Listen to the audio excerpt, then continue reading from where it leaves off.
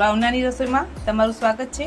આજે હું તમારી સાથે કાજુ કતરીની રેસીપી શેર કરીશ। કંદોઈના ત્યાં મળતી કાજુ કતરીમાં એ લોકો માવાનો યુઝ કરે છે, તો આપણે પણ એ રીતે જ બનાવીશું। આપણે માવો બનાવવા માટે એક આ જાડા તળિયાવાળી કડાઈ લીધેલી છે। હવે એમાં 500 ગ્રામ જેટલું ફૂલ ફેટ ક્રીમ વાળું જે દૂધ આવે છે એ ઉમેરી દઈએ। દૂધ આપણું સરસ ઉકળી ગયું છે। જ્યાર સુધી અડધું દૂધ થાય ત્યાર સુધી આપણે આ રીતે હલાવતા જઈશું। સાઈડમાં મલાઈ એની જામે નહીં, અને અડધું દૂધ થાય ત્યાં સુધી ઉકાળીએ। ત્યાં સુધી આપણે સાઈડમાં જે બીજું કામ કરવાનું હોય એ જે કાજુને ક્રશ કરવાના છે એ કરી લઈએ। આપણે મિક્સર જાર લીધો છે, એમાં કાજુ ઉમેરી દઈએ। આપણે કાજુને એકદમ કાજુમાં રહેલું તેલ બહાર ના નીકળે અને આપણો એકદમ ફાઇન પાવડર તૈયાર થઈ જાય। હવે આ પાવડરને આપણે ચાળી લઈશું, જેથી એકદમ સરસ ફાઇન પાવડર થઈ જાય। આવી રીતે જે મોટા ટુકડા રહે છે એ આપણે અલગ કરી દઈશું અને એને ફરી એકવાર ક્રશ કરી લઈશું। આપણો કાજુનો એકદમ ફાઇન પાવડર તૈયાર થઈ ગયો છે। હવે એક વાટકીનું માપ સેટ કરી લઈએ। હવે એક વાટકી ભરીને આપણે એનું માપ રાખીશું। એક વાટકી છે, આ વાટકીના માપથી આપણે 4 વાટકી કાજુનો પાવડર લીધેલો છે। હવે ચાસણી માટે 4 કપની સામે આપણે 1.25 વાટકી જેટલી ખાંડ લઈશું। આ એક વાટકી અને થોડી ખાંડ ઉમેરીશું। એટલી ખાંડ લીધી છે, પાણી ઉમેરી દઈશું।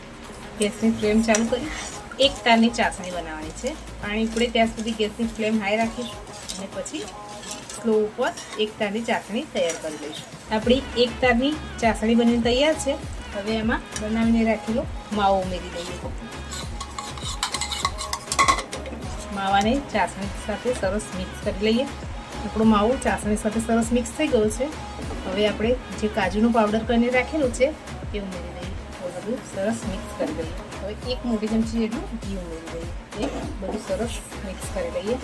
ગેસની ફ્લેમ લો ટુ મીડિયમ રાખીશું। જ્યાર સુધી આ મિશ્રણ પેન છોડે નહીં ત્યાર સુધી આપણે એને સરસ મિક્સ કરી લઈએ અને થોડું ઠંડુ થવા દઈએ। મિશ્રણ થોડું ઠંડુ થાય પછી આ રીતે થોડી વળી જાય જો મિશ્રણ થોડું શેકાવા દઈશું। હવે આપણે આ મિશ્રણ તૈયાર થઈ ગયું છે, એને એક બટર પેપર પર કાઢી લઈએ।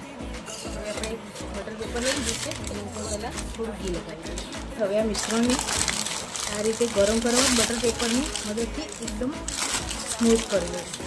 આવી રીતે મિક્સ કરતા દઈશું। હવે આપણો કાજુ કતરીનો પરફેક્ટ ડો તૈયાર છે, તો હવે આપણે એને એક ડીશ ઉપર પાથરી દઈએ। બટર પેપર ઉપર થોડું ઘી સ્પ્રેડ કરી દઈએ। વેલણની મદદથી હલકા હાથે એને ફેલાવી લઈએ। આને થોડું થીક જ રાખીશું। હવે આપણે એને આ રીતે ચાંદીનું વરખ લગાવી દઈશું। 2 કલાક થઈ ગયા છે અને આપણી કાજુ કતરી સરસ સેટ થઈ ગઈ છે। હવે એના પીસ કરી લઈએ। ફ્રેન્ડ્સ, તમને મારી આ રેસીપી કેવી લાગી છે એ કમેન્ટમાં જરૂર જણાવો। લાઈક, શેર અને સબસ્ક્રાઈબ